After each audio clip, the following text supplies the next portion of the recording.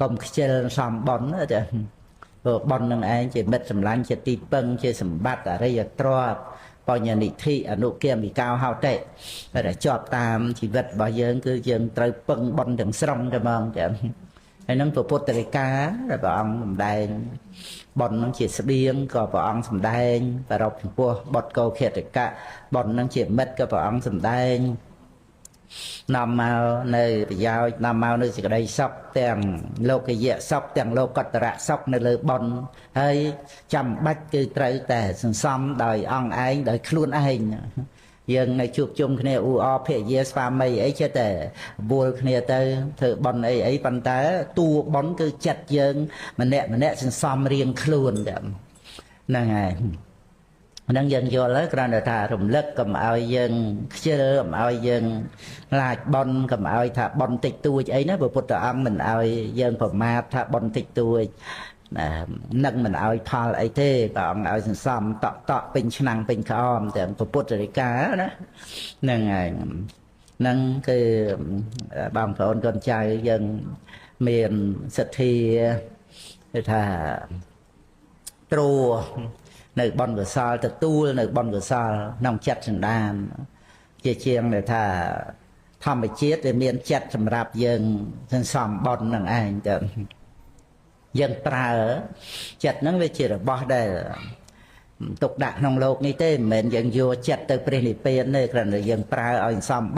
បននឹងគ្រប់គ្រាន់ទៅសម្រាប់ទៅជាអរិយមគ្គឧបតិថតិភង្គៈឬលត់ទៅដែរតើមិនមែនទៅនិព្វានទេ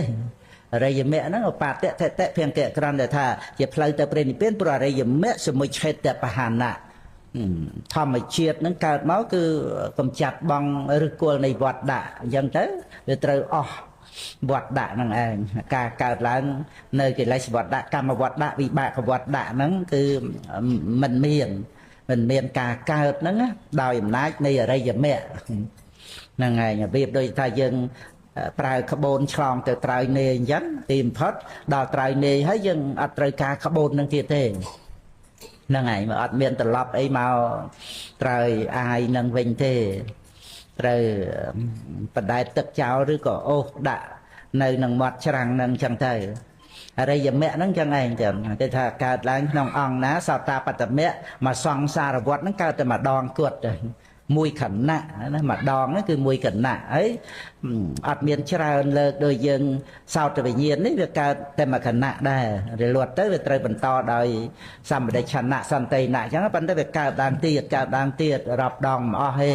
តែសោតាបត្តមគ្គកើតតែមួយខណៈហើយតែម្ដងគត់មកសង្សារវត្ត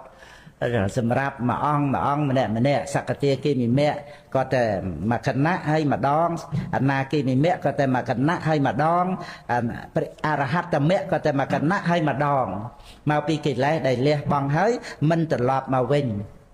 អញ្ចឹងអត់មានអរិយមគ្គតែដែលសោតាបត្តមគ្គ2ដងអីសម្រាប់មួយអង្គឬម្នាក់នឹងទេហ្នឹងឯងហ្នឹងគឺការមិនកើតឡើងជារៀងរហូតហ្នឹងឯងគឺនិព្វាននិព្វានសម្បត្តិសម្បត្តិរបស់ព្រះអរិយបុគ្គលហ្នឹងប៉ុណ្ណាហ្នឹងហើយ